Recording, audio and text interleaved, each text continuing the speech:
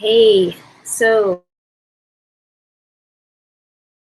I'm going to show you how to take this stained glass doodle and color it in a way that makes the colors really pop. I'm going to be showing you some shading techniques and how to get some really good depth. I might even use some of the gemstone techniques that I showed you in another video. So, this is really just going to be a come and enjoy the journey with me as we color today. This is going to be on the cover of the new stained glass coloring book, which should be available middle of February. So keep your eyes open for that. If you haven't yet, subscribe to my email list and I'll send you free hand-drawn doodles every week. I'll send you a new one every week if you sign up for my list. Go to whiteboxcoloring.com. And it's actually super easy because a little window pops up and tells you email and you're done. All right, so to begin, what I do to get really good, vibrant colors is I use chameleon pens first. These are an alcohol-based marker, but the colors themselves are pretty dang vibrant. And so when you put them down first as like your flat tone, then go over it with colored pencils. I find that the colors are super vibrant and beautiful. And I like to use the Derwent, I almost called them DeWalt. Derwent coloring pencils. They're just a gorgeous, soft, and they're not even lead, but soft color. Anyway, we're going to start off with the gray. In the chameleon pens, it's a cool gray 9. And I'm going to do the pupil in here, but I am going to put it in with a fade. So I'm going to use this awesome chameleon pen clear ink chamber, and you can see how the tips touch each other. You then put it at a vertical angle for a couple seconds. Let the clear ink gravity feed into the ink tip. And then you start where you want the lightest part to be. And then you just work your way up.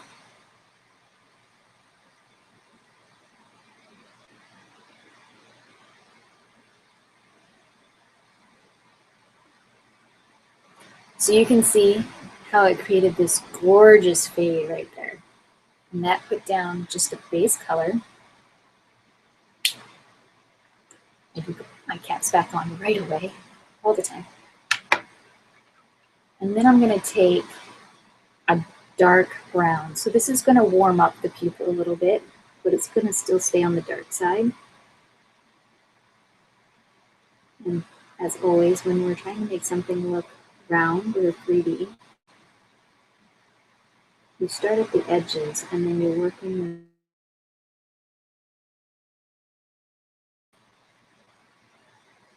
I'm still going to leave a fairly light part there down at the bottom, but it is the pupil. So we still want to add a tone in there, so we're not going to leave it white, because our brightest white color is going to be here in the highlight of the eye. And I am still going to take this a little bit deeper with this dark brown.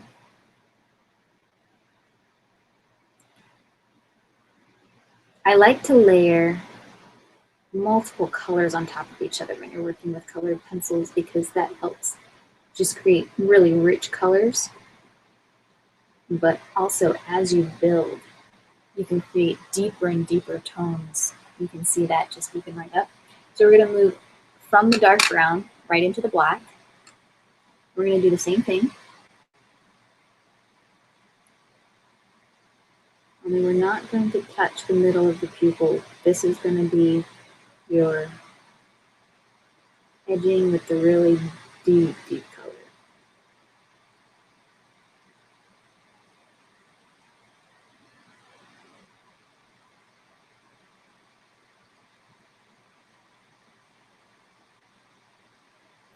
There. As you can see, that just adds such life to the picture itself. So now we need to decide what color do we want the eye to be.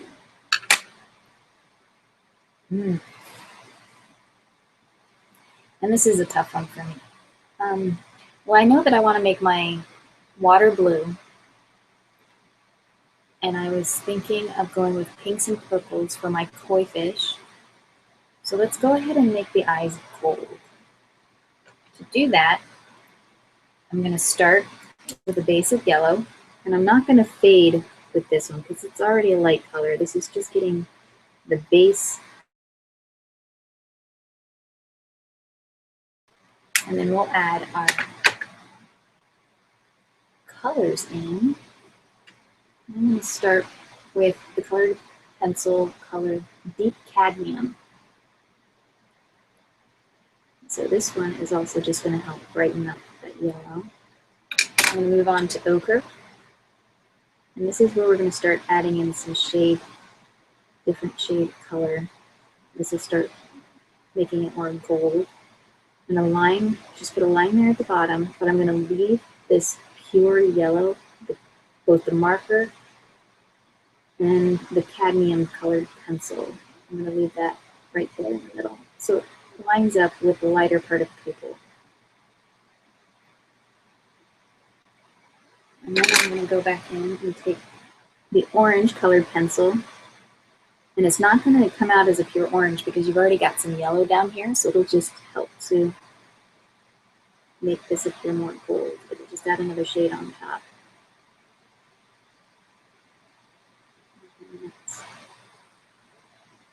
Keeping it towards the top. I do feel like I need more shading up here, so I'm going to go back to my dark brown. That's staying with a warm tone on top of the warm yellows. You can see how it just deepens it up right here. You can add just a small little line down there. Okay. Now, for the white part of eyes, we always think, oh, they're just white, you can leave them alone. You can. But when I'm going for a realistic shading technique, I'm still going to add a shadow. So I'm taking my black very lightly, so it really only comes out as a gray. And I'm very lightly edging that right there. And that'll help give shape to the eye. And I'm even going to pull this shadow right along the top lid to give it more depth. There we go. So that's my eye for the fish. Now, like I said, I do want to go with purples and pinks for this koi fish. And I got to decide where I'm going to put those colors. And I think what I'm going to do is I'm going to focus the lighter color, the lighter shade, which would be pink, in along the middle. And then I'll put the darker shades and purples towards the edges. And that'll help give the 3D effect. Make the koi really pop. So, for my pinks, the chameleon pen of choice is going to be my peony pink.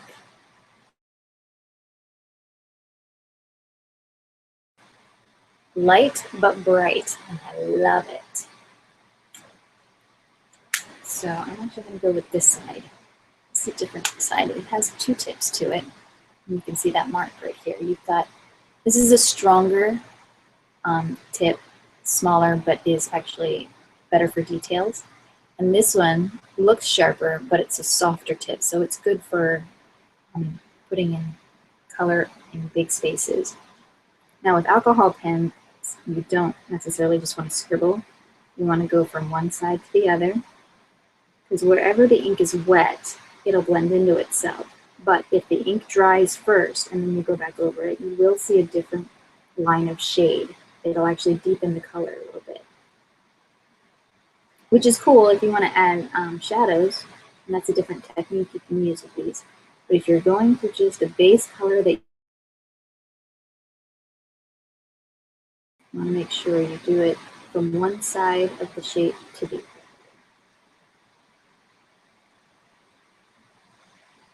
There you go.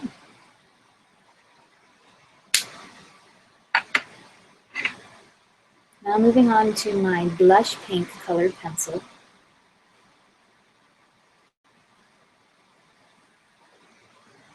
And again, I'm focusing along the edges to give it more depth.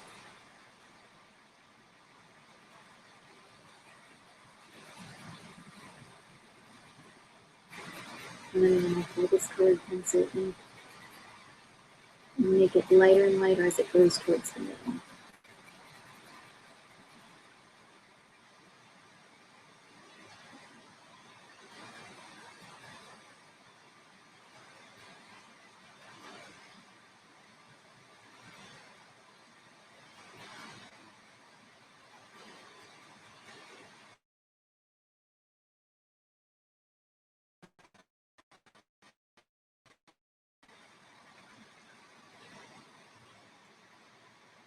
So this shade matches the marker. This blush pink matches my peony pink marker fairly closely.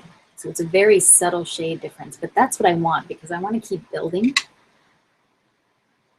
And so I'm going to go from that to a bright lilac, which is going to go towards the purplish side of the pinks. And this will be building my shade colors on the pink parts. And this also helps to match up the pink with the purples. It'll help it all blend together. It won't be such a stark difference. I'll make it look a little more uniform, like it all matches and goes together.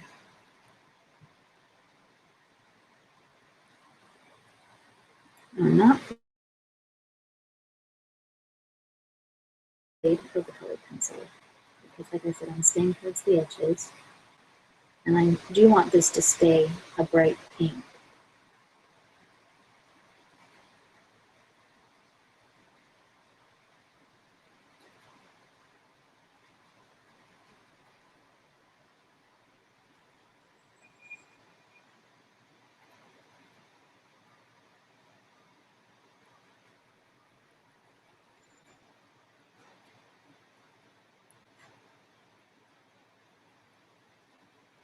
Mm-hmm.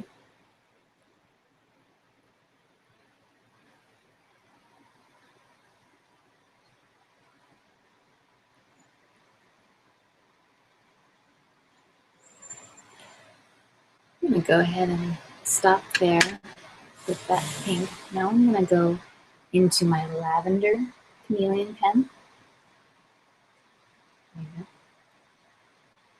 This one, I am going to kind of fade a little bit.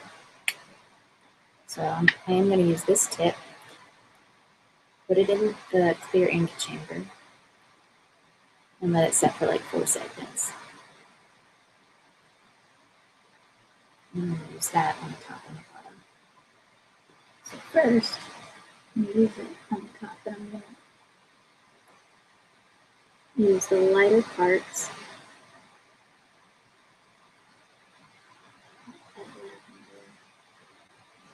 Right there.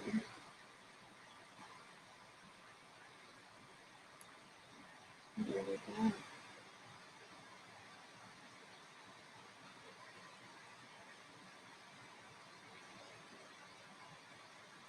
So we have another gorgeous shade from our chameleon pens, going from light to dark. I'm going to put it back in the chamber to do the other side. Hold it for 4 seconds.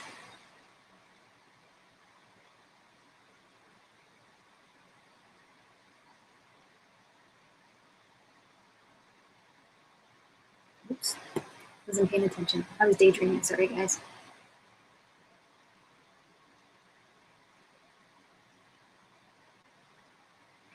So I'm putting down, I'm sorry, my hand in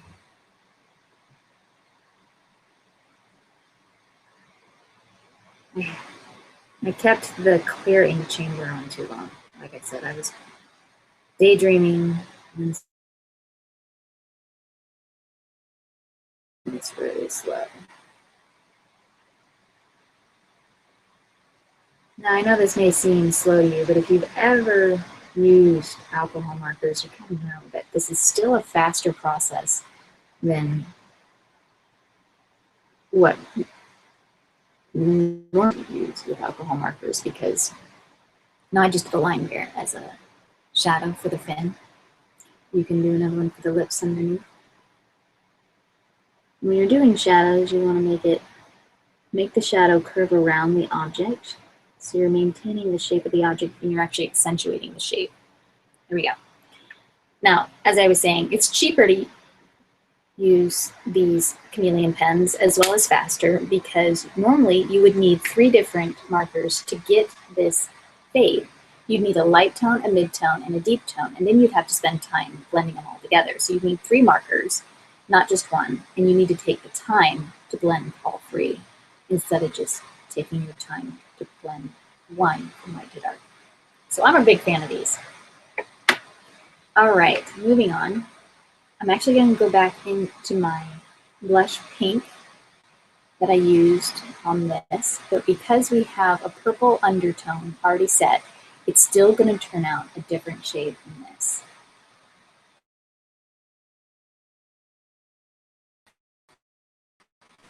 And I'm going to fade the pink into the purple tone because we've already got that fade in from the chameleon pens. I'm not doing any shading like deep around the edges yet. I'm just putting down some pink.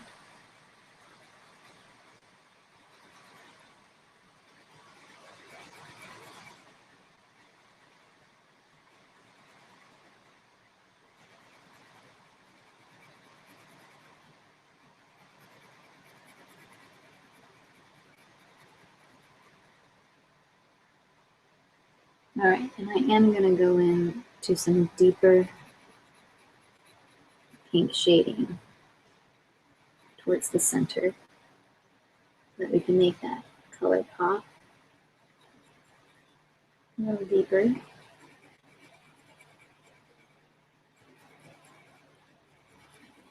Really get that fade more beautiful. All right, now we're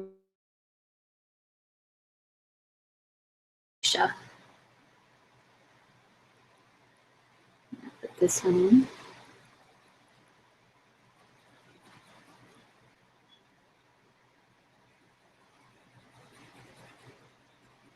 Starting here at the paints.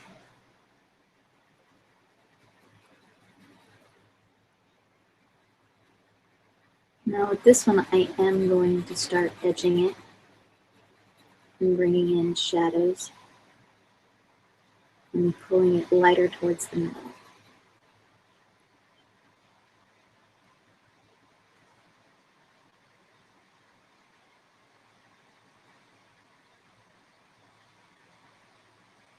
So if you guys have noticed, if you've ever tried to color any of my hand-drawn doodles or you've gotten one of my coloring books, you'll notice that I actually leave adult coloring books, which are also usually computer generated. There are a few other hand-drawn coloring books out there. And I leave these larger spaces to color because I like to allow you the freedom to put in patterns, textures, shading. It's some fading from one color to the next, and allow your coloring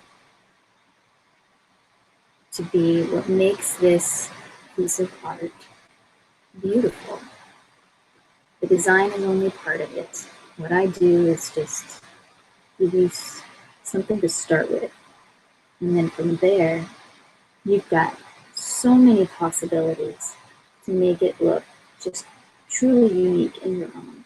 And that's one of the reasons why I call my coloring book series Unique Creations. So, but it's really you that makes it unique.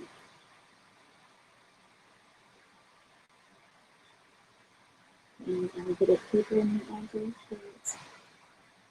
Cool. All right, now I'm getting into my royal purple. This is a really deep purple, and so I'm not going to touch the middle with this one. I'm just going to stay basically where I've got shadows. And this will deepen up, richen up the color.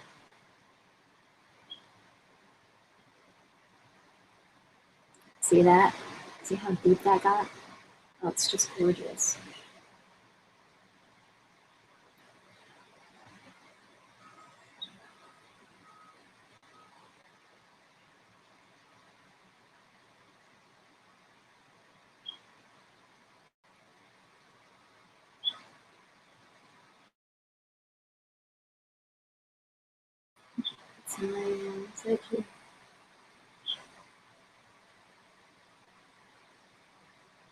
So here's a little trick that you can use. You're actually adding another medium to your piece of art. But you're going to take an ink pen. This one is actually a gel pen. This is Secure's Jelly Roll. It's an opaque white gel pen. And I'm going to use this because this is a koi fish. He gets wet, right? He's in water. I'm going to use this to put a highlight on him to make him look wet. I guess it's a she. Maybe it's a he. I don't know. We'll do that. We know that our light source is coming from here because we have a sun. So we're going to, where the light source is bouncing off. And I don't put it right at the edge. I like to put it a little further in, and that helps to give the image some more depth. Once again, makes it look more 3D. And you want the edges of the highlight to be crisp.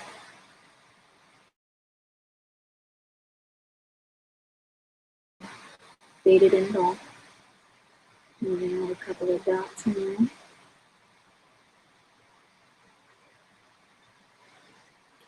And that makes them look shiny and wet. Ta-da! So there you have it. That is basically my technique for making your colors pop, giving some rich, deep shading techniques to make something look 3D. I even give you some tips on how to make an eye look a little more lifelike. I'm going to go ahead and stop this video, and I'm going to start a new one, and it'll end up being a time lapse that you can watch as I continue to use these same techniques for the rest of the doodle, and you'll see it on the front page. I guess the cover of the new coloring book. Thanks for joining me, guys. I hope you enjoyed this video, this little how-to, and I hope you have a great day.